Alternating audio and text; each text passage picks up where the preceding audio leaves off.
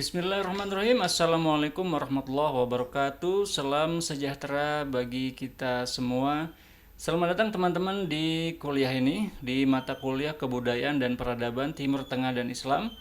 Perkenalkan, saya Dr. Muhammad Isdian Muttaqin, LC MPD, dosen pada program studi Magister Kajian Timur Tengah dan Islam, Sekolah Pasca Sarjana Pembangunan Berkelanjutan Universitas Indonesia. Pada pertemuan kali ini kita akan membahas salah satu materi yang sangat mendasar, yaitu demografi dan etnografi masyarakat Timur Tengah. Mengapa materi ini penting? Karena ketika kita berbicara tentang Timur Tengah, seringkali perhatian kita langsung tertuju pada sejarah Islam, konflik politik, minyak bumi, atau hubungan internasional. Padahal untuk memahami berbagai fenomena tersebut secara utuh, kita harus terlebih dahulu memahami masyarakat yang hidup di kawasan itu. Siapa mereka, bagaimana karakteristik penduduknya, bagaimana keragaman etnis dan budayanya, dan bagaimana keragaman tersebut mempengaruhi perkembangan kebudayaan maupun peradaban. Pertanyaan-pertanyaan inilah yang akan menjadi fokus pembelajaran kita pada pertemuan kali ini. Sebagai pembelajaran asinkronus, saya mengajak saudara mengikuti seluruh rangkaian kegiatan secara berurutan. Mulailah dengan menyimak video ini hingga selesai. Kemudian pelajari bahan bacaan yang tersedia di LMS, ikuti forum diskusi, kerjakan kuis, dan selesaikan penugasan yang telah disediakan. Saya berharap saudara tidak hanya memperoleh pemahaman konseptual, tetapi juga mampu mengembangkan cara berpikir kritis dalam menganalisis berbagai persoalan yang berkembang di kawasan Timur Tengah. Sebelum masuk ke materi inti, mari kita lihat terlebih dahulu capaian pembelajaran yang ingin kita raih pada pertemuan kali ini. Setelah mengikuti seluruh rangkaian pembelajaran, saudara diharapkan mampu menjelaskan konsep kebudayaan dan peradaban, memahami konsep demografi dan etnografi, mengidentifikasi karakteristik masyarakat Timur Tengah berdasarkan aspek geografis, etnis, bahasa, dan budaya, serta menganalisis pentingnya keragaman masyarakat dalam memahami dinamika kawasan Timur Tengah. Perhatikan bahwa kata kerja yang digunakan bukan hanya menjelaskan tetapi juga menganalisis. Artinya, pada jenjang magister kita tidak berhenti pada kemampuan mengingat definisi atau menjelaskan konsep. Yang lebih penting adalah bagaimana konsep-konsep tersebut digunakan sebagai alat analisis untuk memahami realitas sosial yang kompleks. Oleh karena itu, selama mengikuti pembelajaran ini, saya mengajak saudara untuk tidak hanya menerima informasi, tetapi juga mempertanyakannya, membandingkannya, dan juga membandingkan berbagai perspektif dan menghubungkan konsep-konsep yang dipelajari dengan fenomena yang terjadi di kawasan Timur Tengah. Dengan cara inilah pembelajaran diharapkan dapat menghasilkan pemahaman yang lebih mendalam dan bermakna. Sekarang mari kita lihat alur materi yang akan kita pelajari. Kita akan memulai dengan memahami terlebih dahulu konsep kebudayaan. Mengapa? Karena kebudayaan merupakan pondasi yang membentuk cara hidup suatu masyarakat. Dari konsep kebudayaan, kita kemudian beralih pada konsep peradaban. Di sini kita akan melihat bagaimana perkembangan ilmu pengetahuan, institusi, teknologi, dan organisasi sosial menjadi indikator kemajuan suatu masyarakat. Setelah landasan teoritis tersebut dipahami, kita akan masuk ke dua konsep utama pada pertemuan ini, yaitu demografi dan etnografi. Demografi membantu kita memahami masyarakat dari aspek kependudukan, misalnya jumlah penduduk, persebaran, struktur usia, hingga migrasi. Sebaliknya, etnografi membantu kita memahami kehidupan masyarakat secara lebih mendalam melalui budaya, identitas, bahasa, tradisi, dan praktek sosial mereka. Seluruh konsep tersebut kemudian akan kita gunakan untuk menganalisis keragaman masyarakat Timur Tengah, serta bagaimana keragaman tersebut mempengaruhi perkembangan kebudayaan dan peradaban kawasan. Dengan memahami hubungan antar konsep ini, saudara nanti akan lebih mudah mengikuti pembahasan pada bagian-bagian selanjutnya. Baik, sebelum kita memasuki materi inti, saya ingin mengajak saudara melakukan sebuah refleksi sederhana. Ketika mendengar istilah Timur Tengah, apa yang pertama kali muncul dalam benak saudara? Mungkin sebagian akan menjawab Saudi Arabia. Ada yang langsung teringat Mekah dan Madinah. Sebagian lagi mungkin membayangkan Mesir dengan piramida, Dubai dengan gedung-gedung pencakar langitnya, atau konflik yang sering diberitakan oleh media internasional terutama yang terjadi di Palestina. Semua jawaban tersebut tidak salah, namun sekarang saya ingin mengajukan pertanyaan yang sedikit berbeda. Apakah seluruh masyarakat Timur Tengah memiliki karakteristik budaya yang sama? Silakan hentikan video ini sejenak, tuliskan jawaban atau persepsi awal saudara pada forum diskusi 1 yang tersedia di LMS. Tidak perlu panjang, cukup 1 atau 2 paragraf mengenai bagaimana saudara memandang masyarakat Timur Tengah sebelum mempelajari materi ini. Mengapa aktivitas ini penting? Karena dalam proses pembelajaran kita semua membawa pengalaman, pengetahuan, dan asumsi masing-masing.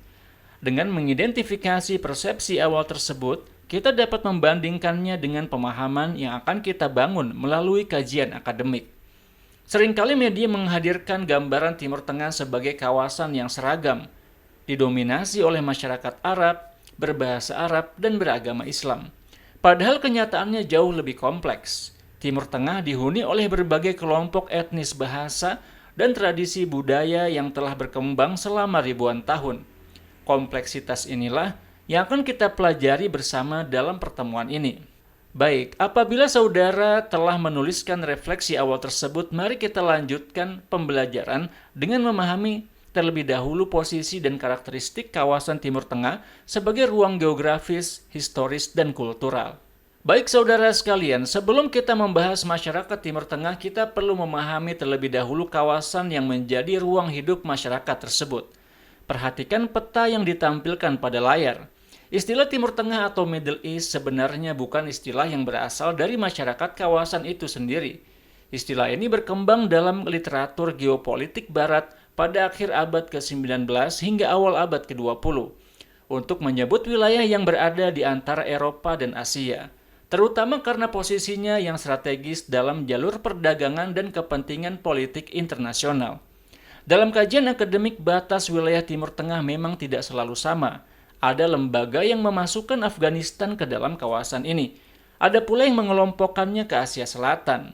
Demikian pula dengan negara-negara Afrika Utara seperti Maroko, Aljazair, Tunisia, dan Libya yang dalam beberapa kajian dimasukkan ke dalam kawasan Middle East and North Africa atau biasa disebut dengan MENA, MENA. Pada mata kuliah ini, kita menggunakan pengertian Timur Tengah sebagai kawasan yang meliputi negara-negara di Asia Barat serta beberapa negara Afrika Utara yang memiliki keterkaitan sejarah, budaya, dan peradaban dengan dunia Islam. Mengapa kawasan ini penting untuk dipelajari? Pertama, kawasan ini merupakan tempat lahirnya 3 agama samawi, yaitu Yahudi, Kristen, dan Islam.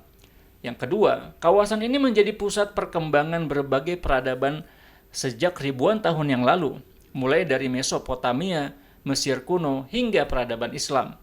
Yang ketiga, hingga saat ini Timur Tengah masih memiliki posisi yang sangat strategis dalam ekonomi dan politik global karena cadangan energi, jalur perdagangan internasional, dan letak geografisnya. Namun demikian, penting untuk kita pahami bahwa Timur Tengah bukanlah sebuah kawasan yang seragam.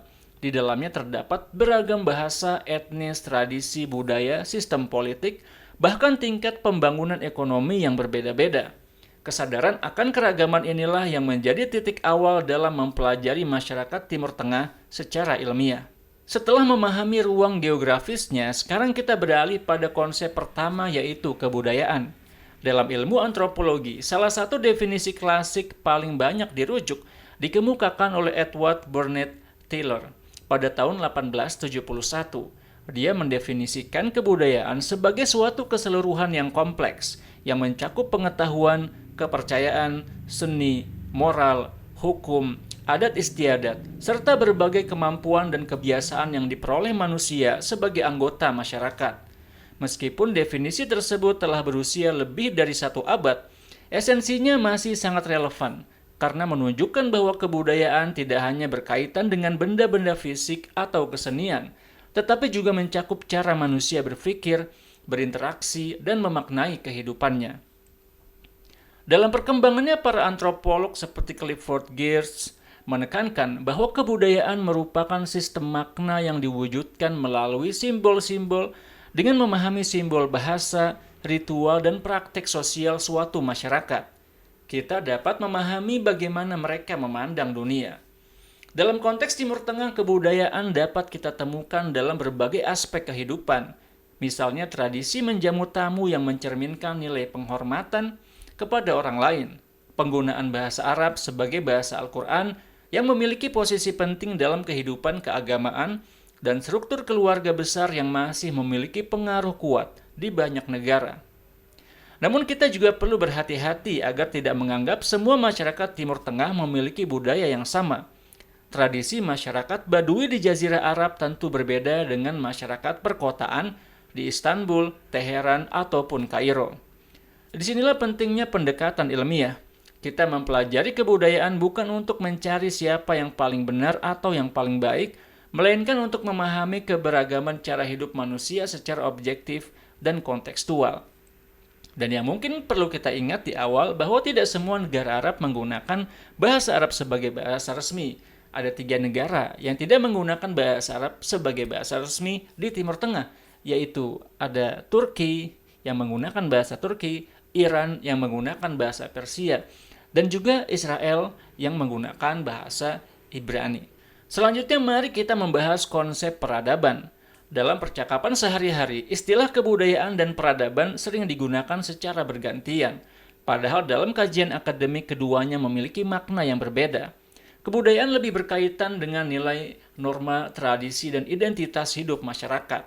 Sementara itu, peradaban menggambarkan tingkat perkembangan suatu masyarakat yang tercermin melalui kemajuan ilmu pengetahuan, pendidikan, teknologi, ekonomi, sistem pemerintahan, organisasi sosial, dan berbagai institusi yang menopang kehidupan mereka. Dengan kata lain, kebudayaan merupakan pondasi, sedangkan peradaban adalah manifestasi dari perkembangan kebudayaan tersebut. Apabila kita melihat sejarah Islam, kita dapat menemukan contoh yang sangat jelas. Pada masa dinasti Daulah Abbasiyah, misalnya, perkembangan pusat-pusat ilmu pengetahuan begitu pesat. Ada beberapa institusi penting seperti Baitul Hikmah di Baghdad. Di sana berlangsung kegiatan penerjemahan, penelitian, dan pengembangan ilmu pengetahuan dalam berbagai bidang, mulai dari filsafat, kedokteran, matematika, hingga astronomi. Namun kemajuan tersebut tidak muncul secara tiba-tiba. Dia tumbuh dari budaya yang menghargai ilmu pengetahuan, tradisi intelektual, serta keterbukaan terhadap berbagai peradaban lain. Hal ini menunjukkan bahwa kemajuan sebuah peradaban tidak hanya ditentukan oleh kekuatan ekonomi dan militer, tetapi juga oleh budaya belajar, inovasi, dan kemampuan masyarakat mengembangkan ilmu pengetahuan. Sekarang saya ingin mengajak saudara melakukan refleksi kembali. Coba pikirkan sejenak, apakah sebuah masyarakat dapat memiliki kebudayaan yang kuat, tetapi peradabannya belum berkembang secara optimal? Sebaliknya, apakah kemajuan teknologi selalu menunjukkan tingginya kualitas suatu peradaban? Tidak perlu langsung menjawab sekarang. Simpan pertanyaan tersebut sebagai bahan refleksi, karena kita akan kembali mendiskusikannya pada forum diskusi setelah seluruh materi selesai dipelajari. Pada bagian berikutnya kita akan mulai memasuki 2 konsep utama yang menjadi fokus pertemuan ini, yaitu demografi dan etnografi, serta bagaimana kedua pendekatan tersebut membantu kita memahami masyarakat Timur Tengah secara lebih komprehensif. Mari kita memahami demografi. Saudara sekalian, setelah kita memahami konsep kebudayaan dan peradaban, sekarang kita memasuki konsep pertama yang menjadi fokus utama pertemuan ini, yaitu demografi. Saya ingin memulai dengan sebuah pertanyaan. Mengapa 2 negara yang sama-sama berada di kawasan Timur Tengah dapat menghadapi tantangan pembangunan yang berbeda? Mengapa Mesir terus menghadapi persoalan pertumbuhan penduduk, kebutuhan lapangan kerja, dan penyediaan layanan publik yang besar? Sementara negara seperti Qatar dan Uni Emirat Arab justru menghadapi tantangan bagaimana mengelola masyarakat yang sebagian besar terdiri atas pekerja migran. Untuk menjawab pertanyaan tersebut, kita perlu melakukan pendekatan demografi. Demografi merupakan ilmu yang mempelajari karakteristik penduduk baik dari segi jumlah, persebaran, struktur ilmu, tingkat kelahiran, tingkat kematian, maupun migrasi. Dengan kata lain, demografi membantu kita memahami siapa yang tinggal di suatu wilayah, berapa jumlahnya, bagaimana komposisinya, dan bagaimana perubahan penduduk mempengaruhi kehidupan masyarakat. Dalam studi Timur Tengah, data demografi bukan sekadar angka statistik. Data tersebut menjadi dasar bagi pemerintah dalam merancang kebijakan pendidikan, kesehatan, perumahan, ketenagakerjaan, hingga pembangunan ekonomi. Sebagai contoh, negara-negara Teluk seperti Qatar, Uni Emirat Arab, dan Kuwait memiliki proporsi pekerja migran yang sangat besar dibandingkan jumlah penduduk lokal.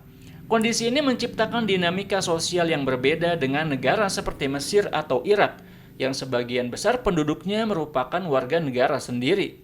Oleh karena itu, ketika kita membaca berita mengenai kebijakan ekonomi, pendidikan, ataupun migrasi di Timur Tengah, kita perlu memahami konteks demografinya terlebih dahulu. Demografi bukan sekadar statistik, tetapi merupakan salah satu kunci untuk memahami dinamika masyarakat. Sekarang mari kita lihat beberapa karakteristik demografi yang banyak ditemukan di kawasan Timur Tengah. Yang pertama adalah urbanisasi. Dalam beberapa dekade terakhir, kota-kota seperti Riyadh, Dubai, Doha, Abu Dhabi, dan Kairo berkembang sangat pesat.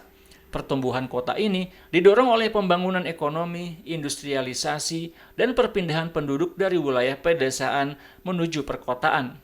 Yang kedua adalah migrasi internasional. Kawasan Teluk menjadi salah satu tujuan utama pekerja migran dari Asia Selatan, Asia Tenggara, maupun Afrika. Kehadiran mereka memberikan kontribusi besar terhadap pembangunan ekonomi, tetapi juga menimbulkan tantangan dalam pengelolaan tenaga kerja, perlindungan hak pekerja, dan integrasi sosial. Yang ketiga, struktur penduduk usia produktif. Banyak negara Timur Tengah memiliki proporsi penduduk usia kerja yang tinggi. Kondisi ini dapat menjadi bonus demografi apabila didukung oleh pendidikan yang baik dan kesempatan kerja yang memadai.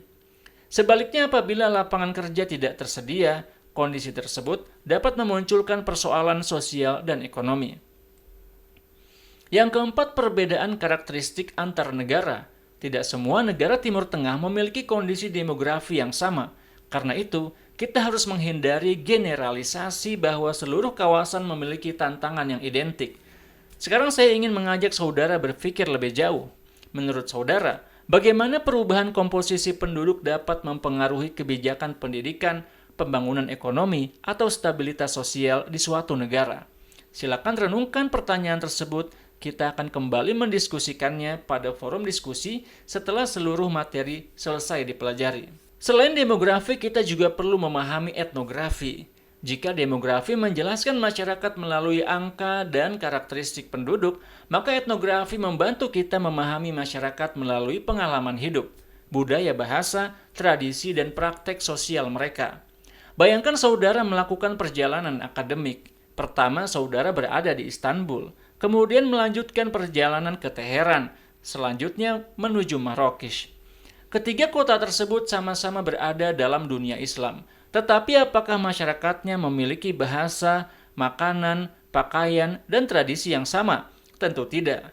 Perbedaan inilah yang menjadi perhatian utama dalam pendekatan etnografi. Melalui penelitian etnografi, seorang peneliti berusaha memahami bagaimana suatu kelompok masyarakat memaknai kehidupan mereka dari sudut pandang mereka sendiri. Pendekatan ini menuntut peneliti untuk mengamati kehidupan sehari-hari masyarakat, memahami simbol-simbol budaya, bahasa, kebiasaan, serta nilai-nilai yang mereka anut. Dengan demikian, etnografi membantu kita menghindari stereotip dan penyederhanaan terhadap suatu masyarakat. Dalam studi Timur Tengah, pendekatan etnografi menjadi sangat penting karena kawasan ini dihuni oleh berbagai kelompok etnis yang memiliki sejarah dan identitas budaya yang berbeda. Sekarang mari kita lihat beberapa kelompok etnis utama yang terdapat di kawasan Timur Tengah.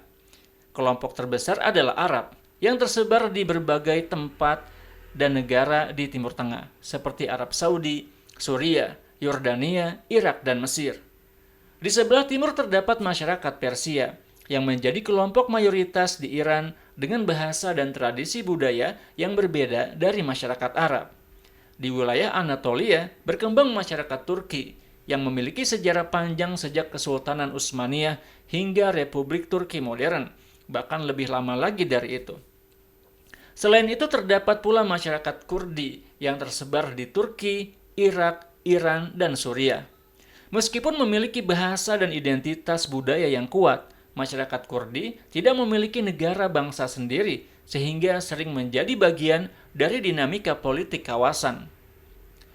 Di Afrika Utara, terdapat masyarakat Barbar atau Amazigh yang telah menghuni kawasan tersebut jauh sebelum kedatangan bangsa Arab. Keberagaman ini menunjukkan bahwa identitas masyarakat Timur Tengah tidak dapat dijelaskan hanya berdasarkan agama, bahasa, sejarah, etnis, pengalaman kolonial, dan perkembangan politik juga memiliki pengaruh yang sangat besar dalam membentuk identitas masyarakat. Sebagai akademisi, kita perlu melihat keberagaman tersebut sebagai kekayaan sosial dan budaya, bukan sebagai dasar untuk melakukan penyederhanaan atau pelabelan terhadap kelompok tersebut. Sebelum kita mengakhiri pembahasan materi ini, saya ingin mengajak saudara melakukan latihan analisis. Perhatikan kembali seluruh konsep yang telah kita pelajari hari ini. Kita telah membahas kebudayaan, kita telah memahami peradaban, kita telah mempelajari demografi dan etnografi. Sekarang, saya ingin mengajukan satu pertanyaan yang membutuhkan analisis, bukan sekadar hafalan. Mengapa berbagai persoalan yang terjadi di Timur Tengah tidak dapat dijelaskan hanya melalui faktor agama? Silakan pikirkan pertanyaan tersebut dan dalam menjawabnya, pertimbangkan berbagai aspek yang telah kita pelajari, seperti komposisi penduduk, migrasi, keberagaman etnis, sejarah, kebudayaan, kondisi ekonomi, serta kepentingan politik.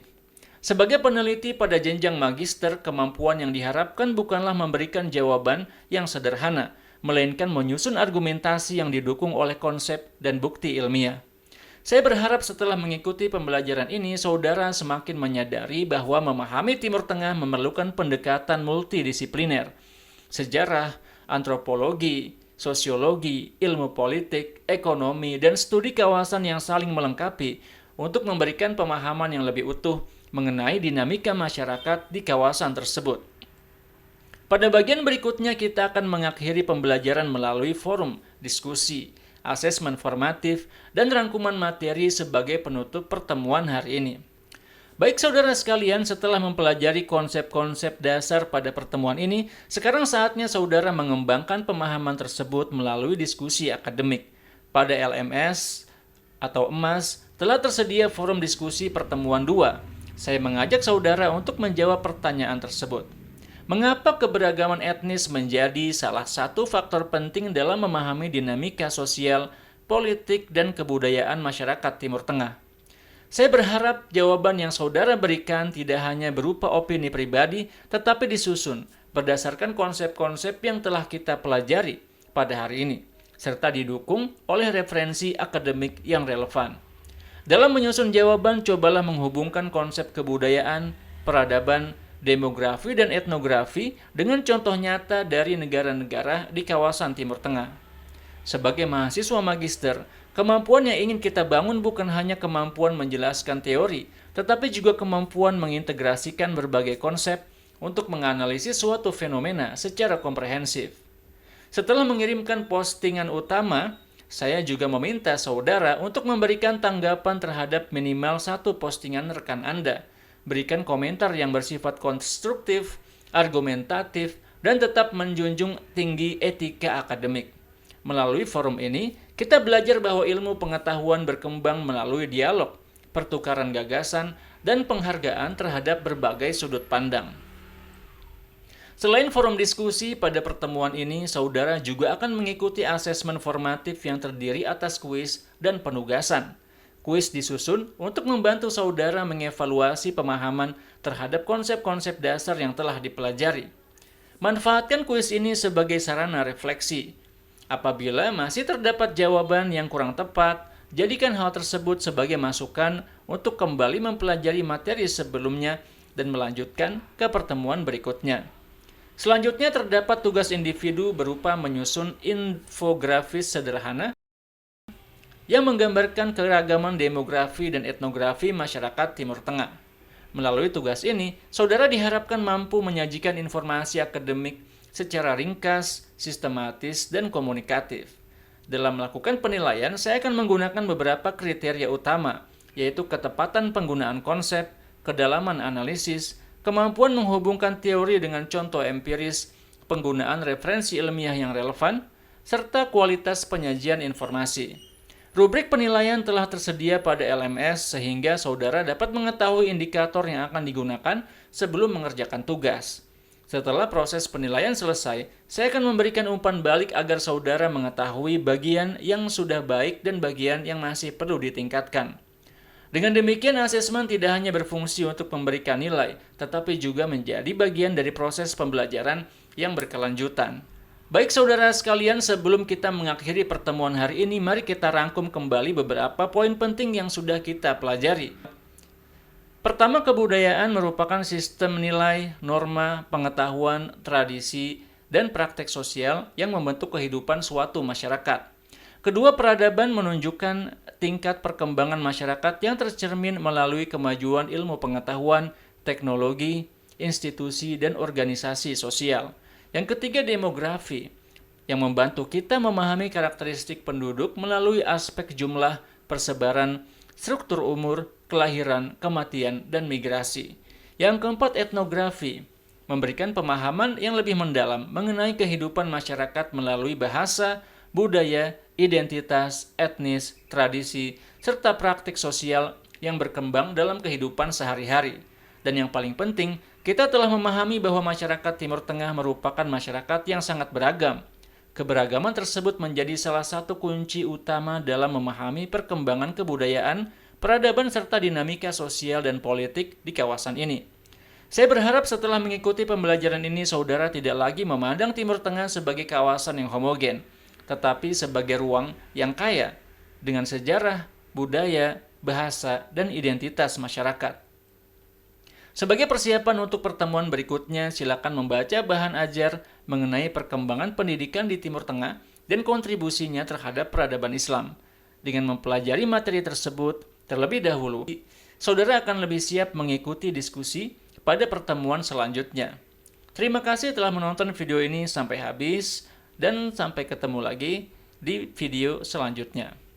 Jangan lupa untuk menyelesaikan seluruh aktivitas pada EMAS atau LMS, yaitu forum diskusi, kuis, dan penugasan sesuai jadwal yang ditentukan. Apabila terdapat pertanyaan atau hal-hal lain yang ingin didiskusikan, saudara dapat menyampaikannya melalui forum tanya-jawab di LMS EMAS. Akhir kata, wassalamualaikum warahmatullahi wabarakatuh.